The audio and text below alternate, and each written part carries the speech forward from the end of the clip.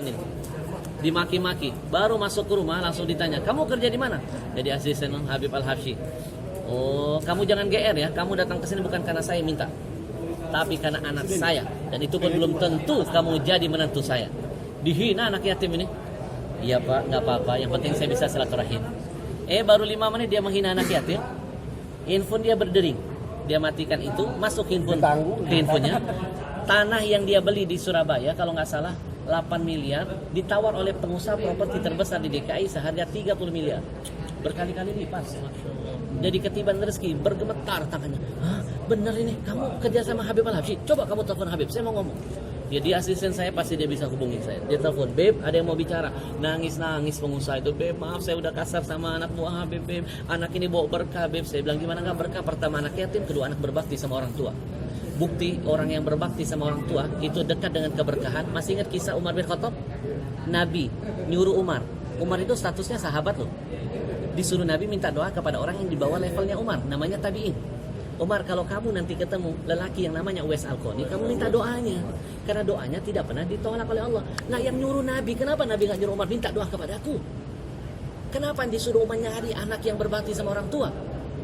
Umar itu sahabat, salah satu sahabat yang Allah takdirkan jasadnya bisa mendampingi jasad Nabi dimakamkan di Madinah. Nggak sembarang loh, nggak sembarang. Kurang mulia apa Umar? Setan lihat Umar aja takut.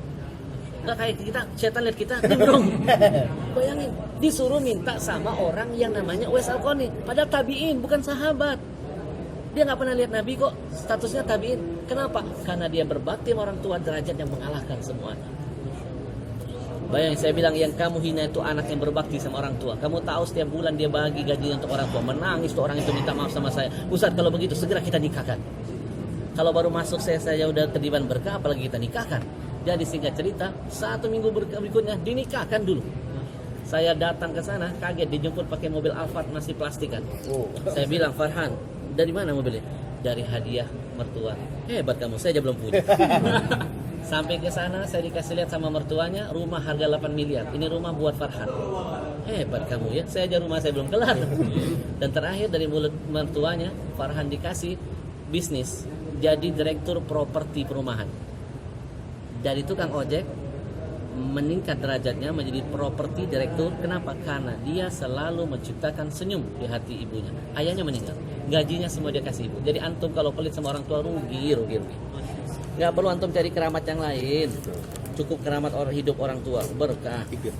Makasih Ustaz.